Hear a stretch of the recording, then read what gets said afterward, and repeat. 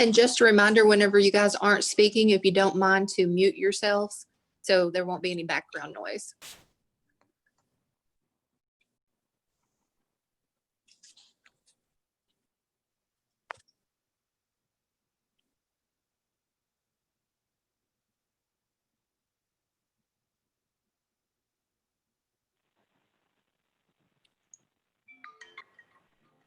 And a good Friday morning to everybody here. Welcome to your virtual Friday hosted by your Kingsport Chamber. We're delighted to have everybody here. Been a very interesting week. I would say many of you have been up late watching TV, keeping up with what's going on like I have, and so we appreciate you being here with us early on a Friday morning. I think we know the drill by now. We've had to adapt to different ways of doing things, and virtual Fridays are one of those ways that the Chamber has adapted, and so we thank y'all for joining us this morning. And this month's and this week's sponsors, Honda Kingsport. It's a new and used Honda dealership in Kingsport that serves the nearby areas of Bristol and Johnson City.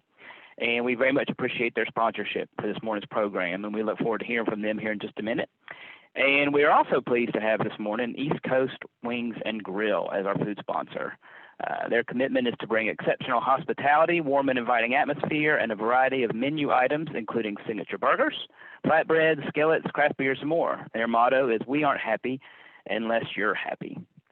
So at this time, we're going to hand it over to Scott Plyler, pastor of LifeBridge Christian Church, who's going to have our invocation. Thank you. Will you pray with me? Father, we want to thank you for bright sunshine of a new day. Lord, for your steadfast love and for your mercies that are new for this morning. And we're thankful this morning that you've blessed us with such an incredible place to live, to raise our families, to go about our business. Thank you for the Kingsport community. And Lord, we pray for the safety and welfare of our neighbors here in the community, especially during this time. And we lift up our healthcare workers and their families, those on the front lines. We ask that you would keep them safe. And Lord, we just ask your blessing on them for their selfless sacrifice. Lord, I would pray your blessing over the businesses who call Kingsport home. I ask that you would bless them and grow them, prosper them, again, especially this time where there's a bit of a strain financially on a lot of people. But I do pray for prosperity and growth for those businesses. Lord, and again, thank you that they call Kingsport home. And then, Lord, as we have moved into the holiday season, I was watching our workers put up our lights and decorations. And Lord, I pray that as we move into this holiday season, we would seek to be kind and generous to our neighbors, to one another. And Father, not just in this holiday season, but beyond. I just pray blessing over the Kingsport Chamber. I thank you for them, for their presence here in our community. We thank you for your great love for us. In Jesus' name, amen. Thank you very much, Pastor Scott. We appreciate that. And now it is my great pleasure to introduce you to today's sponsor, managing partner of Honda Kingsport, Russ Rogers. Honda Kingsport enjoys $60 million in annual sales and employs over 80 full-time employees. And Russ has been involved with all kinds of stuff. He's been with the Chamber a number of years. He included chairing Cosby, Visit Kingsport, and he's currently the treasurer of your Kingsport Chamber. And a couple things you probably don't know about Russ. A couple things I didn't know about Russ until this is he's been on the board of many nonprofits and also founded his own nonprofit that has been active helping families for the past 15 years, easy for me to say, right here in Kingsport. He's an author, and two of his books are The 17 Laws of Marriage and The 17 Laws of Parenting. And these are all available on Amazon via paperback, Kindle, and Audible. Russ just started his own podcast, He's a Man of Many Talents, that will air in the upcoming weeks that focuses on helping families focus on marriage and parenting. Been married to his high school sweetheart for over 31 years, has one daughter who's a doctor, a daughter who's an RN, a son who just graduated from UTC, and a 16-year-old son still at home. Proudly, he now has a granddaughter who's just 2 months old and a grandson due Thanksgiving Day.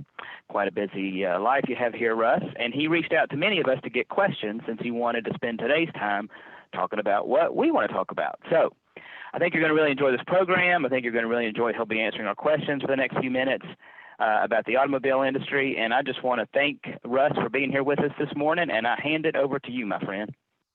Thank you, Greg. I appreciate that. I already got called on the carpet being a little divisive with my UT emblem on my shirt, but hey, that's okay. We still have a chance this year. I did want to talk about what you wanted to talk about. I couldn't imagine anything more torturous than a 25-minute car commercial or car dealer commercial. So I did reach out and I received probably at least 100 questions from you guys. A lot of them are overlapping. I may or may not get to your question, but I'll get to it. But cars are such a big deal. Everywhere I go, somebody wants to talk about their car. Most people spend the first 10 days of the month pay for their car, or the first 3 months out of the year to pay for their car. And it's a big deal. A lot of times we don't even know the person's name, but we know, oh, that's the guy that drives the black Honda Pilot, or that's the guy the colonel in the Marines who drives the Mercedes or something like that. So we may not know their name, but we generally know their car. So I don't really have these questions in order. It's going to be a little random, so I hope you find it interesting. And you can always email me questions. I'll try to get to your questions.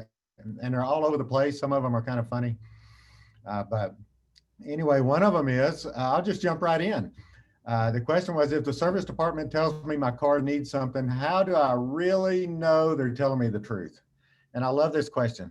And my answer is always, make them show you what it needs. So if it needs brakes, walk back there and make sure you see that it really needs brakes. If it needs tires, make them go back there and show you the measurements for the tires or filters or whatever. And if you can't go back into the shop, if it's your office and you're doing it remotely, have them do a video and text it to you, or take some photos and send it to you. I wouldn't take their word for it. I like to say, and I'll say it 3 or 4 times, that I think 90% of the car dealers give the rest of us a bad name. So that for us, naturally, anytime you want to look at it, we're good with that. In fact, we prefer it. We actually start with that. We usually say, here's your video, here's what it is, and start with that so that you don't even have to wonder. And I think that's the best practices. The next question, I bought a car and I'm inundated with mail about warranties. What should I do?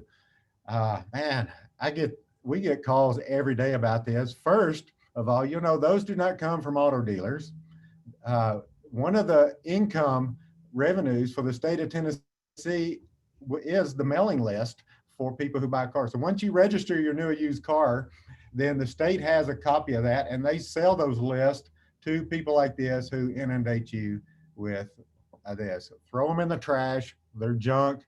If there are some good ones out there, I doubt you'll find a service department anywhere that would honor them, which means you'd have to pay and call and hope they reimburse you. And good luck with that. So again, we do not send those to you. Most people think we do. Most people think we sold the list. It's not. It's the state of Tennessee doing that. Now here's a funny one. I won't tell you which alderman sent me this question. Do you believe in this day and age of creative offenses that defense still wins championships, or have offenses become so potent that the defense just has to hold on? And you could probably guess which alderman. I won't spill the beans, but I always thought it was all about the offense until I saw Peyton Manning win a Super Bowl in Denver. Then I realized how big a defense is. So I'm probably 50-50 on that. I'll leave it at that with my UT thing, and I'm not sure that we have either. But the next question, I've actually had this more than once, and that is, did a Toyota Tundra really pull the space shuttle a few years ago? Now, if you remember, if you watched the news, and there's a lot of news about it, and Toyota advertised that, and that was, yes, a Tundra right off the lot. It was a stock Tundra pulled the space shuttle, 200,000 tons of space shuttle. They took it right off the dealer's lot, didn't modify it at all, hooked it up to the space shuttle and hauled it across town to its launching place. Now here, I probably got more questions about electric cars than anything from you guys. And so I just wanted to, this may sound a little random. This really would take a whole weekend of a class to talk about. So I'm not going to give you a 30,000 foot. I'm kind of going to give you a 60,000, then a 10,000, then a 80,000 view of kind of how this wraps around. So the electric cars, it's good to know that most of this has to do with regulatory and politics.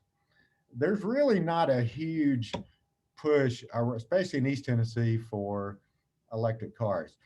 So this really started back when some of you still have the E85 vehicles that can take the E85 gas in your car. And so that was the government saying, okay, we want to burn less fuel, less carbon footprint on the planet. So we're going to make the manufacturers a way to, if they will partner with us and make vehicles that will burn more ethanol, which is basically moonshine. It's made from corn. That was their plan. Hey, this will burn less fuel. So in the infinite wisdom of the government, it's actually more expensive to convert corn to something you can burn in your car than it does oil. So to offset that, the government says, okay, we're going to subsidize the process, and we're going to subsidize the corn farmers and subsidize the process. And now you can burn that in your vehicle. And that's why E85 is cheaper, not because it's cheaper to make, it's because it's being subsidized by your tax dollars. Well, now your vehicle gets worse gas mileage. And in the end, you pay less at the pump, but it actually, because your gas mileage is worse, you actually end up paying more out of your pocket to run E85 fuel. On top of that, our tax dollars are subsidizing that. So that's not a very good long-term financial plan that makes any sense whatsoever, which is not uncommon, as we know, at the federal level. So they said, how about we go with electric vehicles and hybrids and that? So that's pushing that. And another part of that is our CAFE standards. Now, this may sound random, so I'm going to try to wrap it up around the regulatory. And so if you don't know what a CAFE standard is, it's an acronym, CAFE, it's Corporate Average Fuel Economy. And that is a number that the government places on the manufacturers every year. And that has to do with the average fuel economy for the manufacturer for that model year. So in 2020, every vehicle sold, car, truck, whatever the case may be, under that manufacturer, if you average all the fuel, it has to be at whatever the government has for this year. I can't think of what it is off the top of my head this year. We're with Honda, we're always way under it. We don't have any big gas guzzlers, so it's a non-issue for Honda. So I don't really keep up with it. But vehicles like a manufacturer like Ford, or, they have vans and trucks and F-250s, 350s, all that stuff. It's a bigger deal with them. So in order to regulate the carbon footprint for manufacturers, they put out these standards, which is forcing the auto dealers, not necessarily there's a demand for it from the public, but forcing the manufacturers to say, hey, you're going to have to come up with a better way. And one of those is electrifying vehicles. Now with Honda plans to electrify their global, 2/3 of their global lineup by 2030. And that's pretty aggressive. Honda is planning on having 100% of all their offerings in Europe by 2025 to be some sort of electrified vehicle. That could include a hybrid or a 100% electric vehicle. So this is all part of that CAFE standards. This is what the government is putting on. Hey, you have to get better fuel mileage, which is a good thing. We actually want that.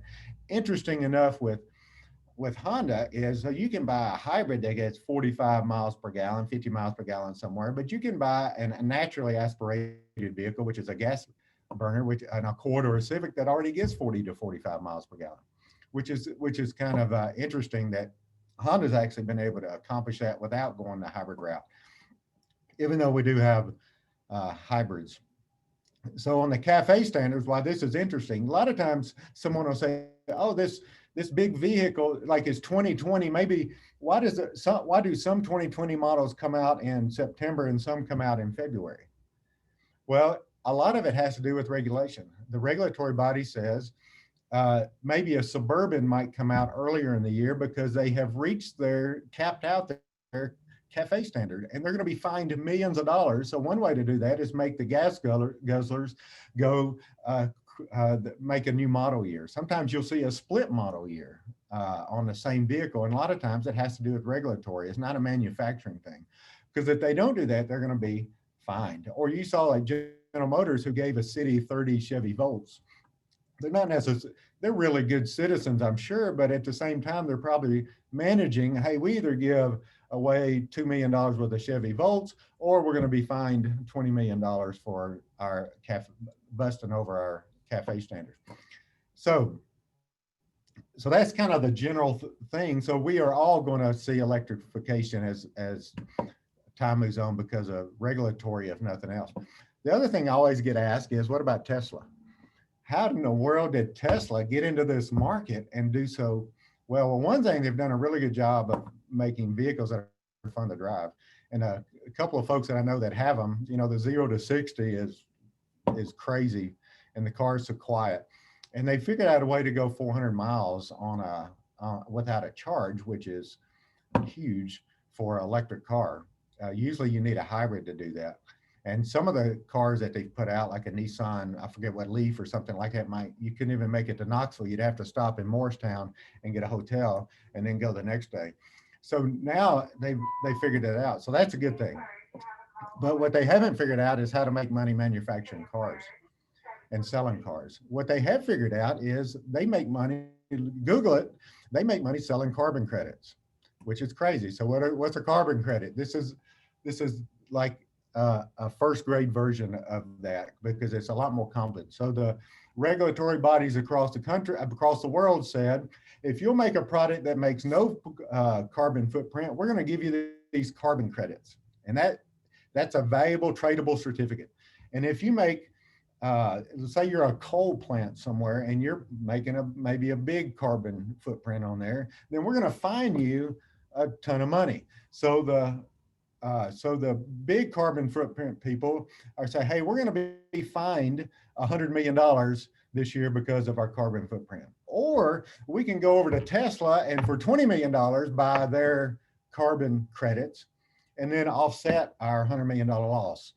And so that really is what happened. So if you look, so Tesla is selling carbon credits, and that's for $400 or $500 million at a whack, and that's where they're making a lot of their money. And what that looks like long term, you know, I don't know, especially as all the manufacturers really go to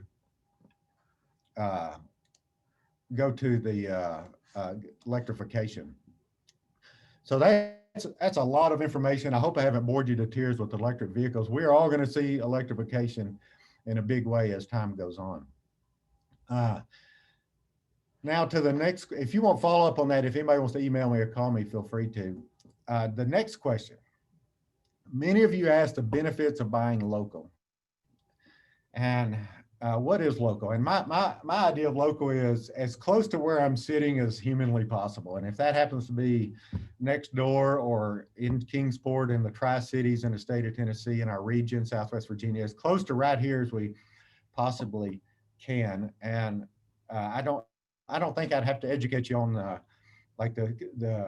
Visit Kingsport's a really good example. When they say, hey, somebody goes, they have a big tournament over at Meadowview and has a $2 million impact. Well, obviously they didn't spend $2 million Saturday and Sunday. They maybe spent $500,000 or whatever it may be. And all those people went in our restaurants, and the employees of the restaurant went to Target and bought pencils, and the employees of Target went and bought something else. So it just rolls. And that's the reason you want to keep it here, not counting the jobs and all that. And I think probably one of the bigger things that I think about by buying local are what we're able to do because most people really, the area really supports Honda Kingsport, and we're so appreciative.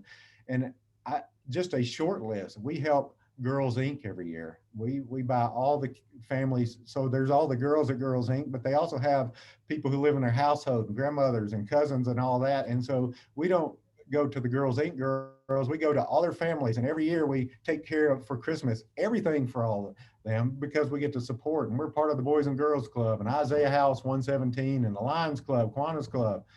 We counted up one time, we support 13 organizations at DB, not to mention Sullivan North, South, and middle schools, Miss Tennessee, Miss Kingsport, Kingsport Ballet, all that. And we're a part of the chamber, just like a lot of you guys are, and Miracle Field. So that's really what I see when we buy local. It just gives us a chance to pour right back into the community. And again, I call local as close to where I'm sitting as humanly possible. If you buy a car outside of Tennessee, you still pay Tennessee sales tax to the state, so the state gets their money. But if you, but the local, the region doesn't get their money. And when I think about buying local, I always get the question, what about Carvana? How does Carvana come into this whole mix? Carvana, if you don't know that, there's the guys that have the vending machine where you buy a car. I don't know if you really can go to it and push a button and get a car out. So we actually, just to see how they operated, we actually bought a car from Carvana as a dealer, just to see the process, and they have an amazing process. One of the things they have is a good variety of vehicles, and how they're going to do, I don't know. I think like if a new restaurant comes to town, they don't necessarily put one of our other restaurants out of business. There's just maybe a few extra seats here and there, and it just slowly pecks away at the economy around here. That's part of it. From a consumer standpoint, it's good to have options. So it makes us as dealers, we got to do a better job so that people want to buy here. So a lot of that pressure is put on us. Carvana is losing about $50 million a quarter. They've never stopped the bleed. So I don't know how long they're going to be around or what that's going to look like. But again, I think the closer you buy to home, the better off we all are. And I think that's the pressure on dealers. We can't just say buy local and expect that's like a demand. We've got to create an environment where you want to buy local and it's best for you to buy local and you don't benefit by leaving. All right. I got a lot of questions on how to negotiate about a car, and is the last day of the month or quarter of the year, when's the best time to buy a car?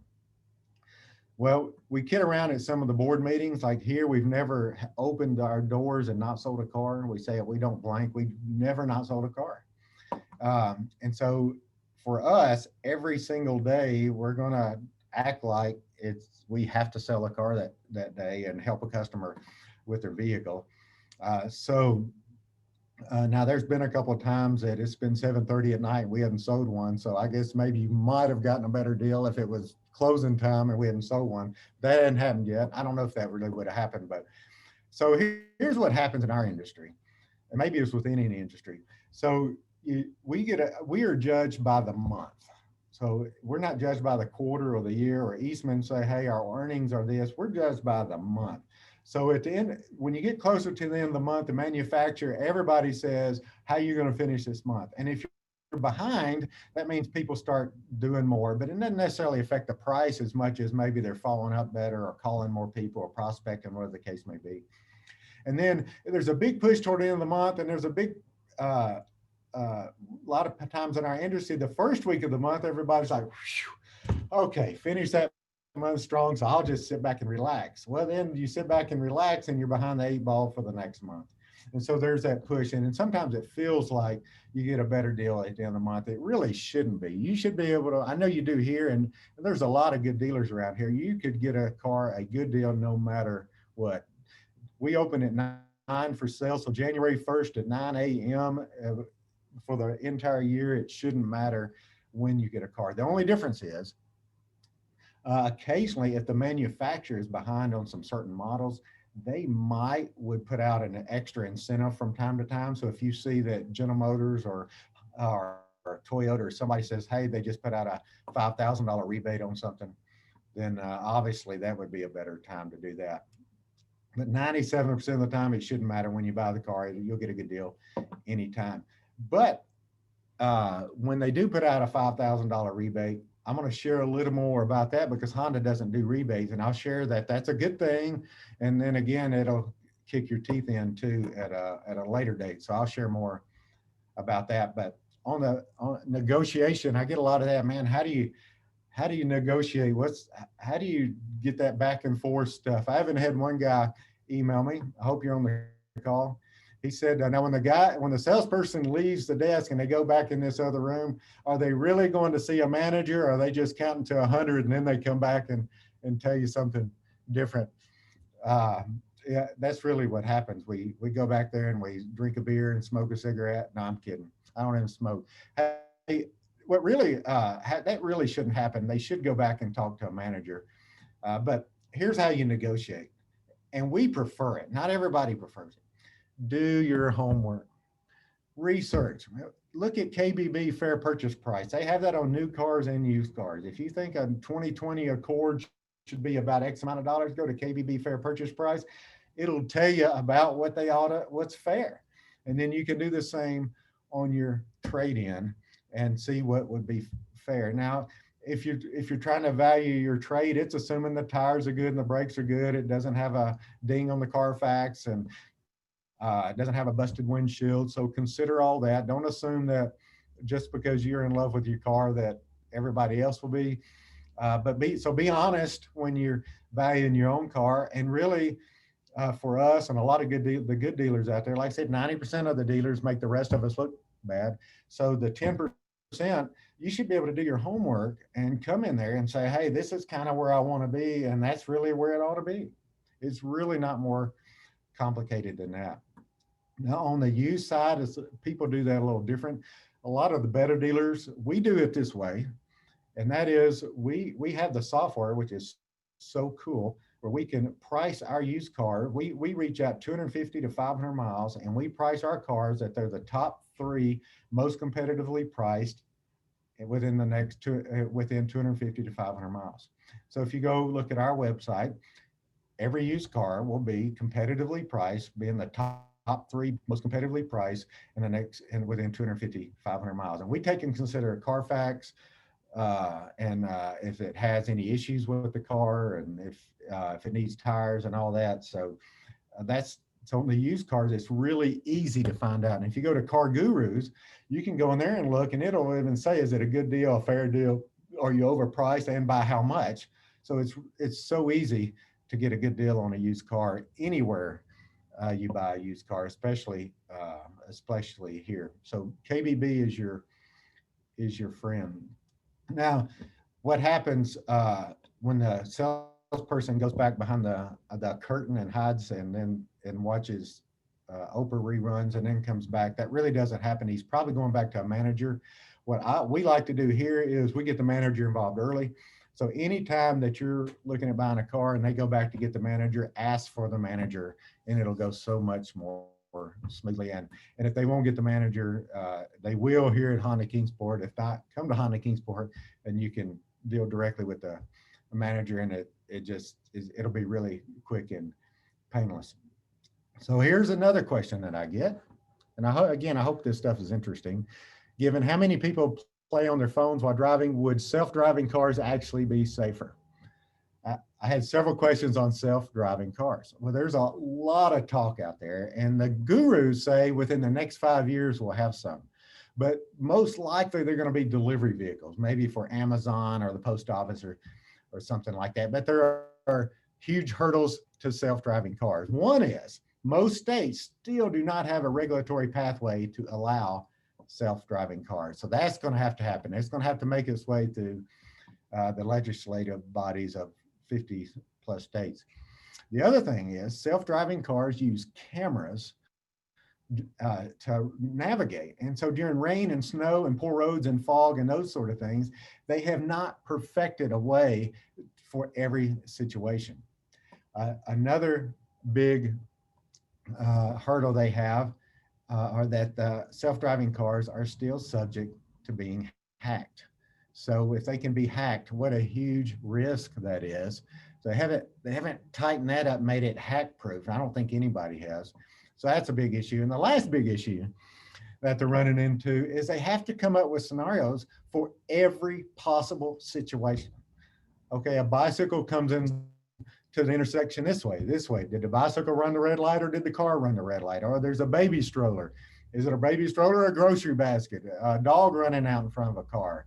Is it, detours around a wreck? If you go up down Stone Drive and they have a detour because they're working on the road, how does that car realize that's a detour and there's a policeman out there doing something? So there's so much left to be done to make self-driving cars viable. We're just not there yet. All right, I think I got a couple more minutes. Do I, Andrea? Yes, okay. Why doesn't Honda ever have rebate programs like other cars have? And I absolutely love this question. Honda doesn't, because they are so focused on the resale of the trade-in. And this isn't a sales pitch, I promise you. And I did get this question more than once, because some people feel like, well, I'm not getting as good a deal on a Honda.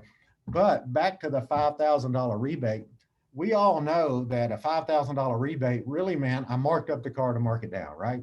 It's not that much more complicated than that. And Honda is saying, we don't have a ton of markup, but we're not going to mark it up to mark it down. It's simple as that, because we're so focused on the resale of your Honda. People say, oh man, I bought a used Honda. I can't believe how expensive the used Hondas are. Well, that's because so focused on the resale. You will never, ever, ever, ever, ever rent a Honda at Hertz or Avis or Enterprise that wasn't bought from a Honda dealer. So Ford, Chrysler, some of these others, even Toyota, they sell, Hertz and all these people buy these rental cars directly from the manufacturer. And they buy them super cheap, cheaper than you can buy from a dealer. And what that does, if you happen to own one of those cars, it's the simple economics of supply and demand. So if they put out there 40,000 Ford Escapes into rental, they sell them to a rental car, what does that do to the value of your Ford Escape if you happen to have one? Obviously, it decreases. Or if they put a $5,000 rebate out on the car you're driving, what did that just do to the value of the car that you just bought 6 months ago? It just dropped considerably. And Honda doesn't, they don't mark them up to mark them down. We don't sell, if you do rent a Honda at a Enterprise somewhere, or a Hertz or whatever the case may be, they bought it from a Honda Kingsport or at a AutoNation Honda, whatever case it may be. They buy directly from the dealer. And then the value of your car, that's why you can buy a used Honda and it's still, or trade your Honda in that's 10 years old and it's still worth a lot of money. And that's the thought process behind it. If you go to some of the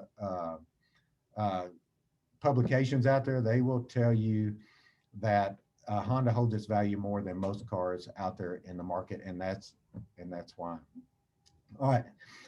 I had a question. How many master techs do we have? I had more than that. There's 1,300 Honda dealers in the country. There's over 10,000 techs. Out of 10,000 technicians, there's less than 100 master techs, and we have 3. We have lots of technicians, but the absolute tip of the top, we have the best of the best of the best. We have an amazing amount. We have one that'll be about in the next 30 days. We're probably going to have a 4th one. Give you an idea. Here's another question. Is it better to lease or purchase? I get that a lot. So just to give you an idea on leasing, leasing is really just another way to finance a car. So I don't want to pay $500 a month for this car, but I can't afford $300, so I'll lease it. And some people say, I want to own it. I don't want to rent it. Well, own it, they're saying, hey, I'm going to make a payment to the bank for 6 years, or I'm going to lease it for 3 years, but my payment's $200 less if I lease it for 3 years. And they said, but at least I own it on the other way. Well, in year 2 on that paying the bank for 6 years, if you'll stop making a payment for 90 days, you'll see who really owns that car. It's really not you. The owner of it will come pick it up out of your driveway. So it's just another way. Do you want to, if you're going to keep the car forever, yeah, it's better to not lease it. But if you're saying, okay, I'm going to have a car payment for the rest of my life, I want to pay $300 a month on a new CRV forever, and I always want to drive a new one, and every 3 years you come in, swap out, get you another one, go. It'll always be under warranty. You probably won't ever need to buy tires or brakes and all that stuff, and just keep driving. It really depends on what you want to accomplish. So I hope that helps.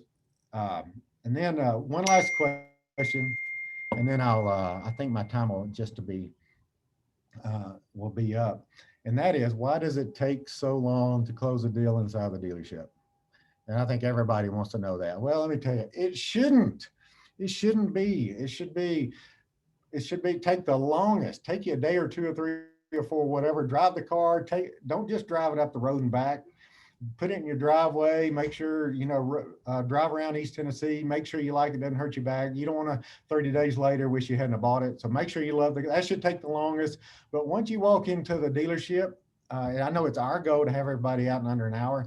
So that's the plan. It really shouldn't. I think it goes back to the, maybe some people are understaffed, or maybe there's some financing that is taking a while. But once you do say, yes, I want to buy that car, the next step should be get the paperwork going in the finance office to get that part going. Your car has to go back to the detail shop to get it cleaned up, gassed up and all that. And all that should happen in well under an hour. So it really shouldn't. So if you think it's going to take a long time, I would call your sales guy, ask for the sales manager and say, hey, I want to be there at 2. I want to be out of there by 3.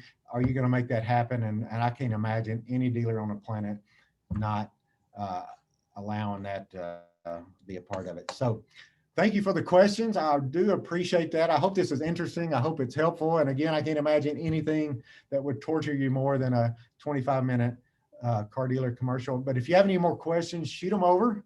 And maybe on the next Virtual Friday, I'll answer them. In the meantime, I hope you guys have a fabulous weekend. Well, Russ, thank you very much. Thanks for your proactive approach to asking for questions in advance and making sure that we got answers to questions that we had in this panel. And we appreciate very much your candid nature and your honesty of your answers. So thank you very much. We're going to hear now from Adrienne Osborne, the nonprofit coordinator with 100 Plus Tri-Cities Women Who Care. And so, Adrienne, I'm going to hand it over to you. Thank you so much for allowing me to come and speak with you today. I just want to share a little bit about who we are and what we do. Again, I'm Adrienne Osborne. I'm the nonprofit coordinator for 100 Plus Tri-Cities Women Who Care. We are a giving circle.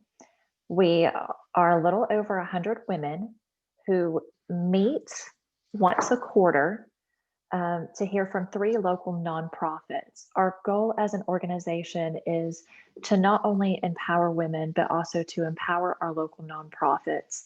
So everyone who is a member of our organization is allowed to nominate a local nonprofit that she feels passionate about. Again, once a quarter, 3 of those nonprofits are randomly selected, and they're able to present to us through a 5-minute presentation. Pre-COVID, that was done in a room, followed by a 5-minute question and answer session. During this pandemic, we've been able to partner with A Closer Look and do all of our presentations virtually. And then it's simple. Our members just vote on the organization that they feel most passionate about.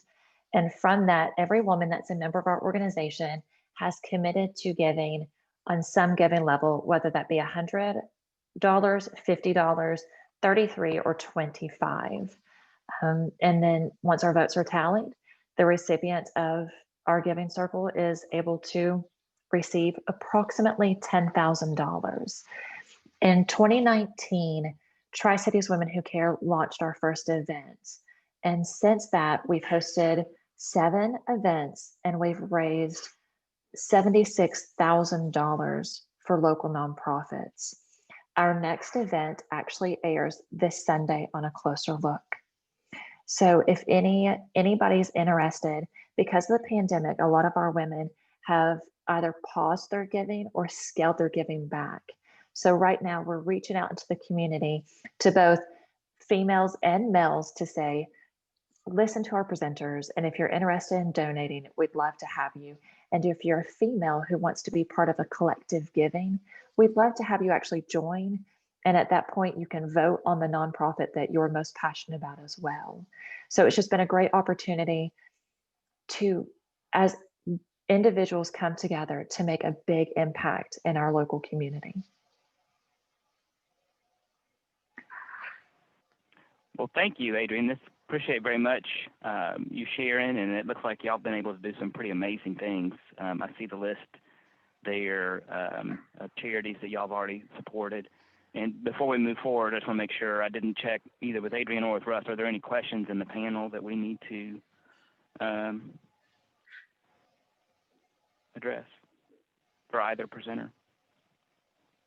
Okay. Thank you so much. Adrienne, thank you very much for your time and for sharing. And again, thank you for the agencies that you've been able to help. It's a great picture.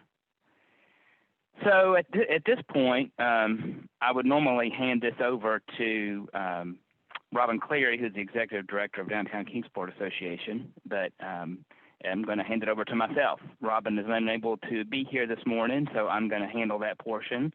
And I'm going to actually have to ask for your apology in advance. I've got my notes on my phone. We just kind of were making some last minute changes here. So if you see me looking at my phone, I'm certainly not distracted. So we've had a very successful couple of months here at DKA. And last night we had a very successful event, the holiday open house downtown last night. Brought in more people than I think most businesses were expecting. We got some very good feedback on that, and there's a number of other things that are coming up. I think most people by now are familiar with the Small Business Saturday that happens over the Thanksgiving weekend.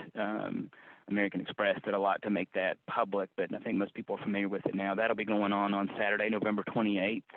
So make sure that you go and support those small businesses, not only downtown, which obviously is of interest to us, but across your community. I think Russ did a great job of laying out what it means to shop locally, and it's not just about the tax dollars. It's about the ongoing power, the compound power of when you buy locally, you're just furthering that local economy, and I appreciate Russ sort of fleshing that out for us. But to make sure that you do shop locally and spend some time in your local shops on Small Business Saturday. We're also going to have the Jingle and Mingle shopping on December 3rd. So make sure that we get those. All right, there we go. We've got the holiday shopping season. And my slides may be a little bit out of order, so I appreciate Nora being nimble and jumping around because I've got some notes, but actually this is the first time I've seen the slides too. So also wanted to point out that I think I saw another slide. We do have our last drive-in coming up. We've had 2 so far, and this is going to be the last one on November 14th, which is Home Alone, to sort of kick off the Christmas celebrations. You can see we do have tickets are $10 per car, which is a very affordable night out for family. You can get tickets at downtownkingsport.org, and we've had really good turnouts for both of those. While you're downtown, make sure you maybe pick up some food to go from one of our local restaurants, maybe hit a food truck, come down, do a little bit of shopping, maybe come watch a movie. It's just a great way to spend time with the family. So if you have any questions, you can certainly visit us at downtownkingsport.org, and we'd be glad to help you in any way. I do want to send a special thank you out to the city, and who has worked very hard to already have our downtown decorated. The lights are out. It looks great. We're already in the festive spirit, and I just wanted to really appreciate the Public Works group for all they did to make that happen. And I also want to celebrate some new businesses that have opened. You know, this has been a very difficult year for businesses across the country. Kingsport's no exception. It's been tough in a pandemic to particularly maintain your local store presence. And in spite of that, we've continued to see businesses invest in downtown. Matter of fact, a number of businesses have opened. And I want to call out a few of those right now. We've got Sugar High Kitchen on Market Street has opened, as well as Salon 111, Petronella's Designs Pop-Up Shop, which is on Broad Street, and Rooted Salon on Commerce Street, Sports Mill Sports Bar on Market Street, and finally the Downtown Plant Bar on Sullivan Street. All of these businesses have seen fit in the midst of these difficult times to open and to invest in the Kingsport economy. And so we would encourage you highly to visit those places, to do a little shopping, and to see what they have to offer. And with that, I want to thank you for listening to me talk about Downtown Kingsport. And so now back on to other panelists. We're going to hand this over to Andrea, who's the Executive Director of Cosby, and she's going to tell us a little bit about what's going on with Cosby.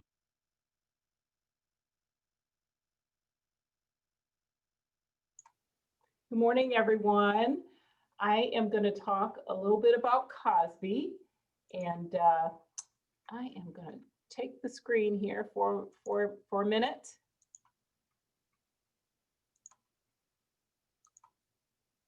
And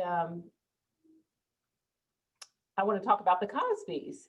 So I hope that you guys are seeing the Cosbys page. Is that correct, Greg? Do you see it there? I do. Awesome, awesome. So the Cosbys, we want you to save the date.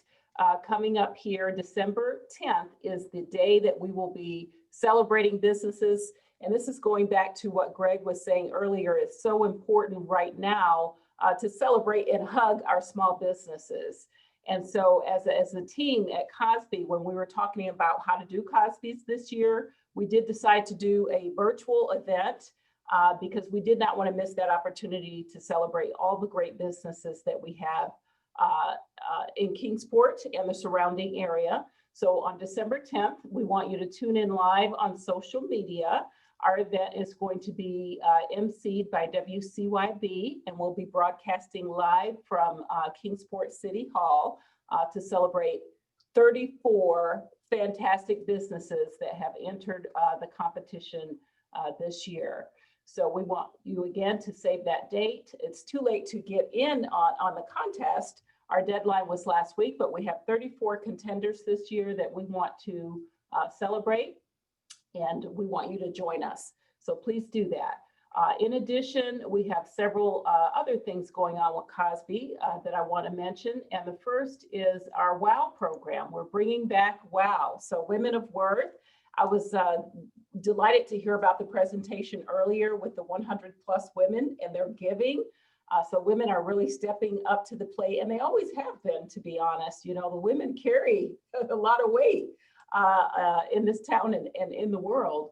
So we have a new program that we have introduced this year, which is our WOW Propelled Mentor Protege program. And we're now seeking 10 woman-owned businesses to be part of that program. The cost to participate in the program is actually being picked up through a grant that we received from SunTrust, now Truist Bank. So we're looking for 10 ladies to participate in this roundtable experience, a mastermind group, to build their business. In order to participate in the program, one of the major criteria is that you have to be seeking funds for your business to grow and expand. That is one of the criteria. You have to be the business owner. And what this would entail would be you meeting with a mentor by phone or in person if you feel comfortable, to once a month, at least once a month, touching base with them and setting goals for your business. And then secondly, you would meet as a group with the other ladies on a Zoom call, just like this, once a month.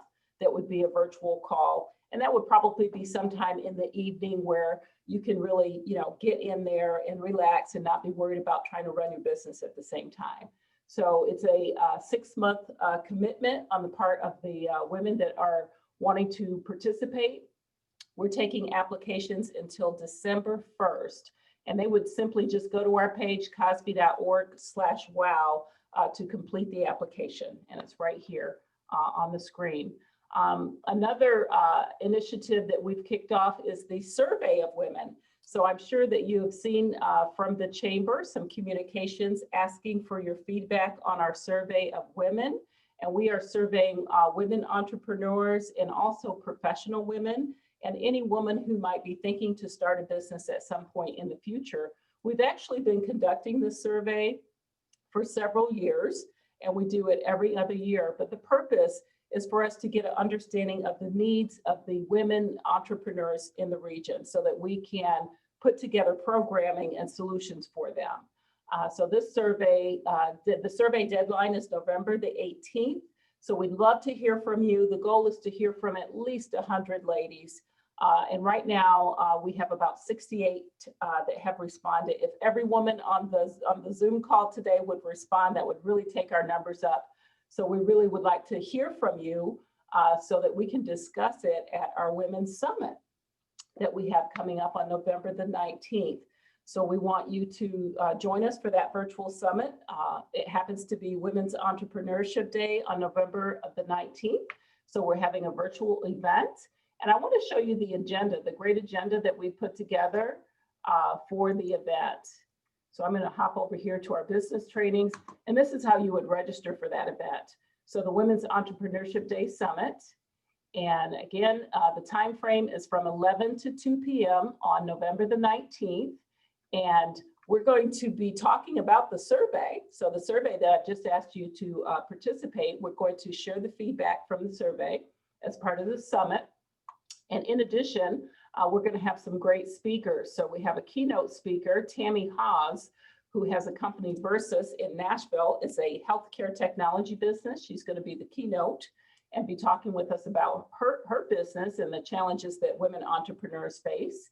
And then we are also going to be highlighting a panel of local ladies to share their stories. In addition to that, we'll be talking about some of the resources that are available for women entrepreneurs. So this event, again, is from 11 to 2 p.m. It is a virtual event. You will need to register to participate, and we hope that you will join us for that. So again, that's the Women's Entrepreneurship Day Summit on November 19th from 11 to 2 p.m. And I think that is all I have for you today. Thanks so much for your time. Thanks, Greg. Thanks, Andre. Appreciate that very much. You've always got a lot going on over there at Cosby, and we just appreciate how you invest in our small businesses, our women-owned businesses, and just all across the community. So thank you very much for the work that you're doing. Thank you. And so at this point, I'm going to hand it over to Nicole Austin.